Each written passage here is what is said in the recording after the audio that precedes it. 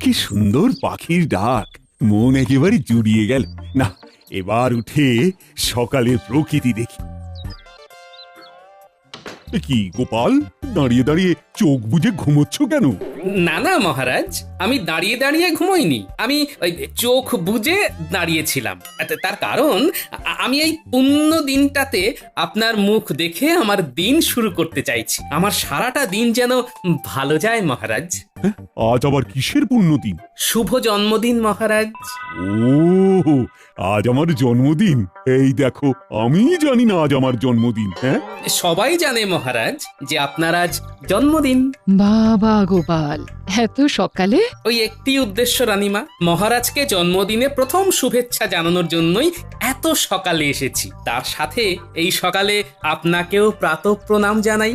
দেখলেন মহারাজ, গোপাল আপনাকে কত ভালোবাসে। এটা ঠিক বলেছ, গোপাল আমায় খুব ভালোবাসে। মহারাজ আর আমার রানীমা, আপনারা দুজন আমার আদর্শ। এই গোটা কৃষ্ণনগরের অত্যন্ত শ্রদ্ধার। তাই আজ আমার এক কাজে দুই কাজ হয়ে গেল। এবার আমি আসি। আরে এত সকালে এসেছো, শুধু মুখে তো যেতে দেব না। আমি তো শুধু মুখে যাচ্ছি না রানীমা, আপনাদের দুজনের এত সুন্দর হাসি মুখ আর মধুর ব্যবহার মন ভরে নিয়ে যাচ্ছি। আবার তো এক্ষুনি আসবো।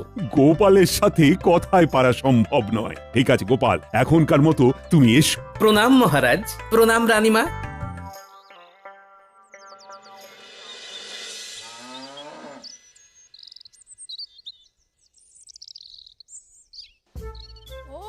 এই সাত সকালে কোথায় গেল রে বাবা? এইভাবে না জানিয়ে কেউ যায়? কোথায় গেল কোথায় গেল কোথায় গেল রে বাবা? এসে গেছি এসে গেছি, একদম চিন্তা করো না।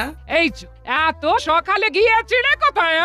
মহারাজ দর্শনে। শুধু মহারাজ কেন, সাথে রানীমা। কি এমন প্রয়োজন ছিল শুনি যে কাউকে কিছু না জানিয়ে, এমনকি আমাকে না জানিয়ে দরজা খোলা রেখে চলে গেলে? প্রথমেই ক্ষমা চেয়ে নিচ্ছি গিন্নি, তোমাকে না বলে যাবার জন্য। আসলে আজ মহারাজের জন্মদিন, আমি সকলের প্রথম মহারাজকে প্রণাম জানাতে গিয়েছিলাম গিন্নি। ও মা, তাই নাকি গো? আজ মহারাজের জন্মদিন। মহারাজ তোমাকে দেখে খুব খুশি হয়েছেন বলো? খুব খুশি হয়েছেন।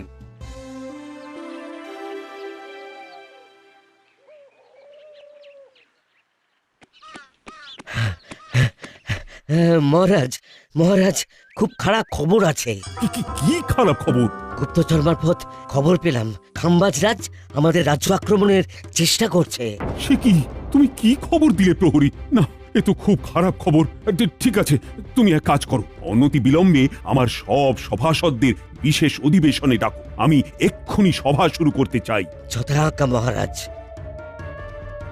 কি ব্যাপার মহারাজ? প্রহরী কি খবর দিয়ে গেল? খুব খারাপ খবর আছে রানী। গুপ্তচর মারফত খবর পেয়ে প্রহরী আমাকে জানিয়ে গেল যে খাম্বাজ রাজ আমাদের রাজ্য আক্রমণ করবার পরিকল্পনা করছে। মা, এ কি অলক্ষণের খবর? কি বলছেন মহারাজ? আজ দিনটা এইভাবে যাবে আপনার? কিচ্ছু করার নেই রানী, আমাকে এক্ষুনি অধিবেশন ডাকতে হবে। সকালের খাবারটা খেয়ে যান মহারাজ, আপনার ফলাহার প্রস্তুত। এখন খাবার গলা দিয়ে নামবে না রানী। সেনাপতি মশাই,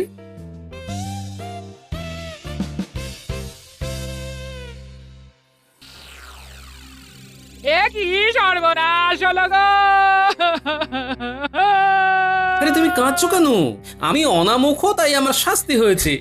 অনামুখদের বেঁচে থাকবার কোনো প্রয়োজন নেই গিন্নি। ও গোপাল দাদু, আমরা আমরা সবাই মহারাজকে বলি এই কাজ উনি করবেন না। আমাদের আমাদের দাদু চলে গেলে আমাদের গল্প বলবে কে? আমরা যে সবাই অনাথ হয়ে যাব। আমরা সবাই অনশন করব। ঠিক বলেছিস, এটাই উচিত হবে। হ্যাঁ গো গিন্নি, আজ বাজার থেকে কি নিয়ে আসবো বলো তো? এই বিষ নিয়ে আসো, আমি বিষ খাবো গো। আহা, ঘরে কি কি বারণ তো সেটা চটপট বলে ফেলো দেখি। বলছি সব তো আছে, শুধু বিষটাই নেই। ওই বিষটাই নিয়ে আসো।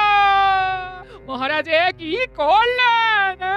যা করেছেন আমার ভালোর জন্যই করেছেন, বুঝতে পারছো না? কি ভালো কাজ সেটা আগে বলো। হ্যাঁ, আর চলো সবাই বাজারে চলো, বাজারে কি ভালো হয়েছে সেটা আমি বলবো। চলো সবাই বাজারে চলো। তুমি বাজারে কি করবে? হ্যাঁ? মহারাজের প্রশংসা করব। গিন্নি, আমি তোমাকে বড় ভালোবাসি।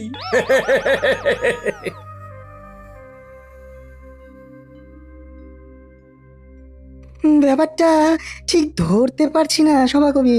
সত্যি কি গোপাল পাগল? না, বোধ হয় ওর কিছু একটা উদ্দেশ্য আছে। গোপালকে আমি যত চিনি তত বোধ হয় আর কেউ চেনে না। আমাদের শেষ অবধি দেখা উচিত।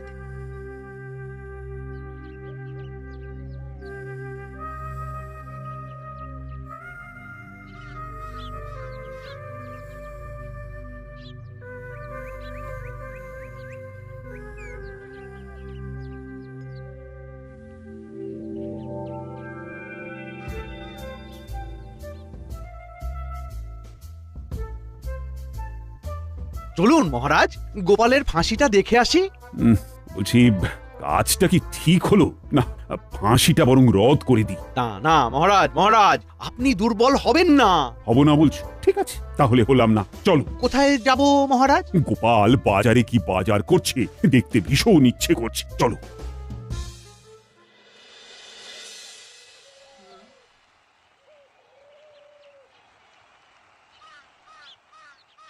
শোনো বাজারের বন্ধুরা, মহারাজ আমাকে ফাঁসি দিয়েছেন, খুব ন্যায্যভাবেই দিয়েছেন। হ্যাঁ, আমি যা অপরাধ করেছি সেটা শাস্তিযোগ্য।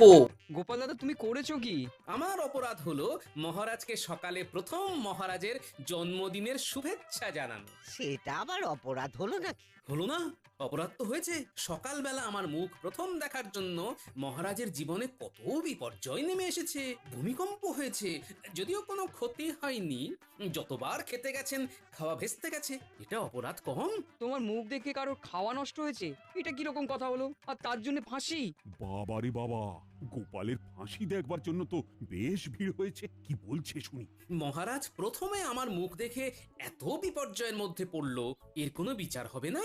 গোপাল দাদু, তুমি কার মুখ প্রথম দেখেছিলে? সে আমি পরে বলবো, বলতে তো হবেই। মহারাজ এটা কি বললো গোপাল? সর্বনাশ, আমি বুঝতে পেরেছি গোপাল কি বলতে চাইছে। আমার ফাঁসি হবে, ওতেই হবে। কিন্তু আমার যদি একদিনের ফাঁসি হয়, তাহলে আমি যার মুখ প্রথমে দেখেছি তার শাস্তি হবে না কেন? আমার যদি একদিনের ফাঁসি হয়, তবে তার হবে 7 দিনের ফাঁসি। নিশ্চয়ই হবে। কে, শুধু তার নামটা বলো। তোমার গিন্নি নয় তো গোপাল দাদা? না না না, আজ আমি ওর মুখ দেখে উঠিনি।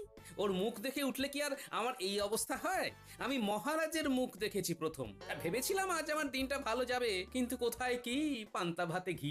শোনো গোপাল, শোনো, আমি সব বুঝেছি। আমি তোমার ফাঁসি রদ করলাম। তোমার বুদ্ধিতেই আছে সিদ্ধি। মন্ত্রী, আমি ভাবছি তোমাকে এই ফাঁসিতে চাপিয়ে দিই। কেন মহারাজ, আমার অপরাধ? সব সময় গোপালের বিরুদ্ধে আমাকে উস্কে দাও। প্রহরী, ধরো ধরো মন্ত্রীকে। মন্ত্রীকেই আমি 7 দিনের ফাঁসি দেব। এ কি জপলায়তি সজীবতি! ওরে বাবারে! পালাও পালাও! গোপাল, এসো এসো, আমার বুকে এসো।